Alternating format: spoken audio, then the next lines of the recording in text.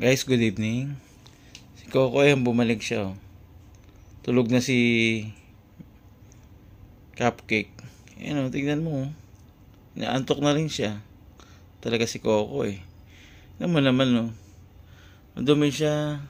Pinaliguan ko. Tapos ngayon ay ang itsura. Ang dumi. Nilinis ko na yan ng tissue. Dilinisin natin ng medyo may basa para at least di siya mangati ang wipes. Coco, huwag ka lang lalabas. Tignan mo, 10:20 gabi na, lumalabas ka pa. Pabalik ka kaagad. Umuulan sa labas. Tignan mo. Siya alam niya pag pinapagalitan siya eh. Guys, at pagkakain, gusto ni Coco lumabas ulit. Ano naman tong cat namin na ito. Mag-enjoy na sa labas. Ayan o. Gusto niyang buksan yung pintuan. Hindi pwede. Matulog ka na.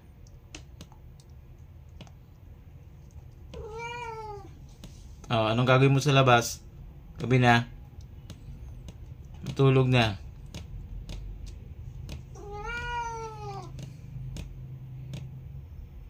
Yan guys, pagkatapos niya mag-iyak-iyak, gusto lumabas.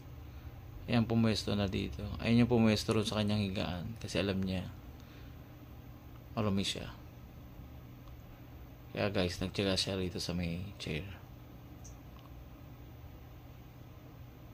Yan guys, ang buhay ni Coco. Nag-i-enjoy siya lumabas sa labas.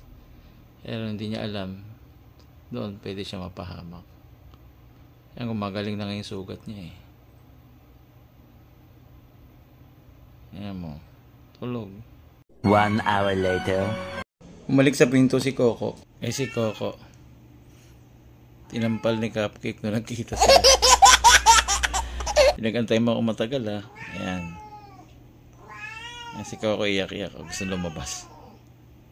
Si Coco napaus na kaiyak. Ayan, tumigil na. Ito mo yung tsura ni Coco. Hindi na puti eh. Gray na eh. Naantok na yan, pero gusto pa rin yan lumabas. Hindi mo naman ang itsura ni Coco. Kaya sa araw talagang tutulog yan eh. Para pag nakataka siya ng gabi, kahit hanggang umaga. Pero buti na lang umuwi din. Kaso nga lang anong oras na umuwi. Pagising ko guys, kapapasok lang ulit. Lumabas na naman kaninang umaga. Ayan, at gusto na naman lumabas siya. So guys, patuloy niyo subaybayan ang video ni Coco.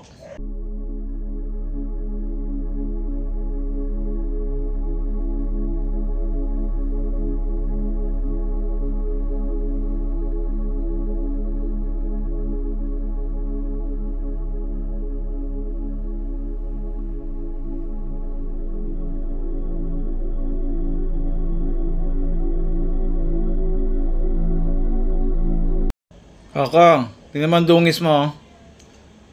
Kahit na kaliligo mo pa lang kahapon, papaliguan kita ngayon. Mamaya maliligo ka ha. Tingnan mo ang dungis mo.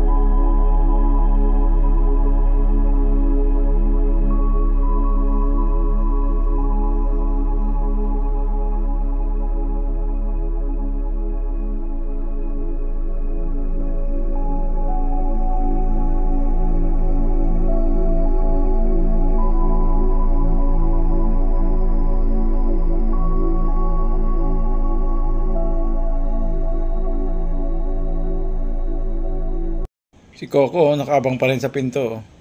Nagbabaka sakali, baka may lumabas, baka pumasok. Pero ang ginawa naman ng mga family cats, yan, nandito. Namimiss rin siya ng mga family cats pag wala siya maghapon eh. Kaso minsan nagigrian.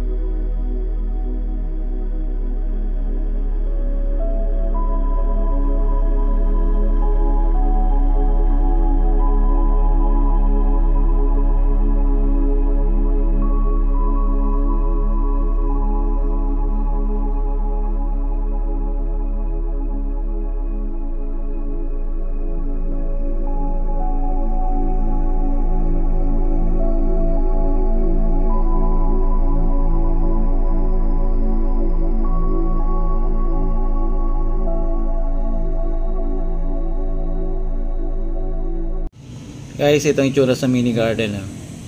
Wow, sunny day na. Pero nag-declare na walang pasok. Hello.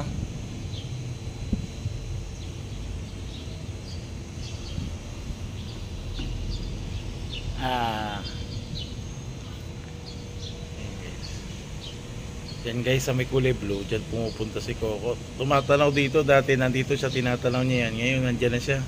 Tumatalaw na lang dito. Talaging Coco na yan eh. Kit-kit. At pagkatapos ko makita dito sa mini garden, si Coco yan, pinaliguan na natin. Bagong ligo na naman si Coco. Yan mo, pogi na naman. Ayan na si Coco, bagong paligo na. Ayan, di man natin sana gustong paliguan siya ngayon kasi kaliligo lang niya kahapon. Sobrang dumi. Tapos papasok doon higa sa sa bed.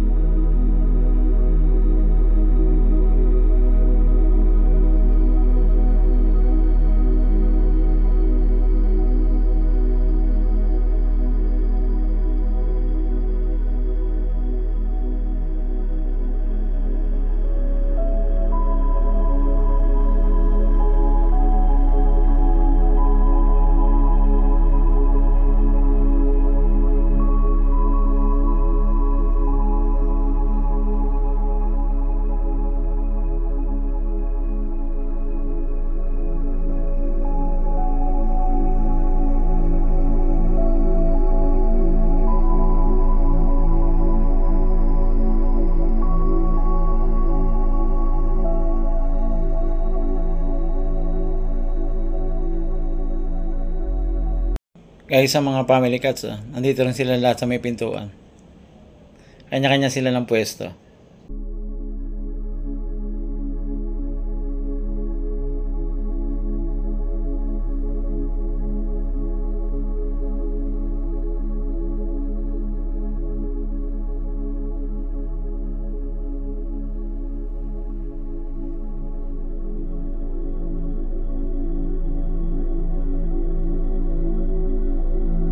And guys, kaligo ni Coco, medyo natuyo na. Ayan, pumasok dito sa loob. Atat na yung pumasok, kaya nga lang marumi siya, kaya hindi natin pinapasok. Pinaliguan muna natin. Ngayon, ayun ang itsura ni Coco. Tulog na tulog, ayan, nagising. Nadinig yung boses ko. O ano? Sleep lang, sleep. Sleep lang. Ayan na si Coco. Wala pa sa sarili.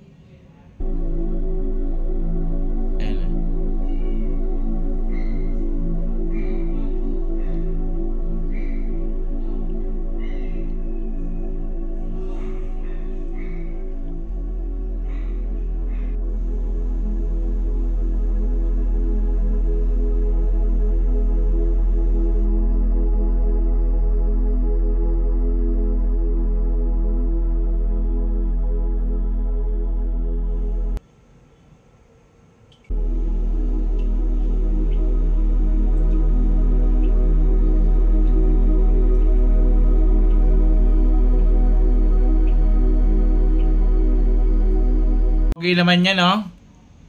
Wow, ang pogi naman ni Kit-Kit, oh. Ah? Kinalita mo na si Coco. Dami na natulog ni Coco. Ikaw naman. Oh. Ba't nakaganyan yung kamay mo? Ha? Anong ibig sabihin yan?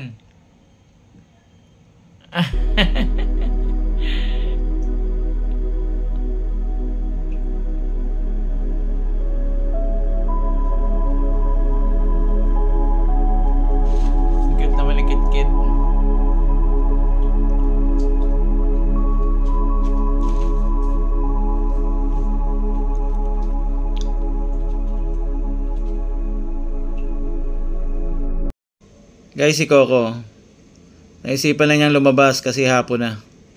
Yung kanyang katagpo nandun na. Siya nandito pa sa loob pero hindi siya makalabas ngayon. Nakakain na siya, nakatulog na siya. May energy na siya para lumabas. Kaya nga lang, hindi siya makakalabas kasi sarado. Coco, dito ka lang sa loob. Ayan, namimiss ka na ng family cats. Dito na lang kayo. Guys, salamat sa patuloy niyong panonood at sa ating mga palagi ang nandyan palagi. At sa ngayon lang nakapunta sa ating channel, don't forget to subscribe. Paki-bell all nyo na rin para ma-notify kayo sa lahat ng kanyang mga videos. Salamat! Bukas ulit. Bye!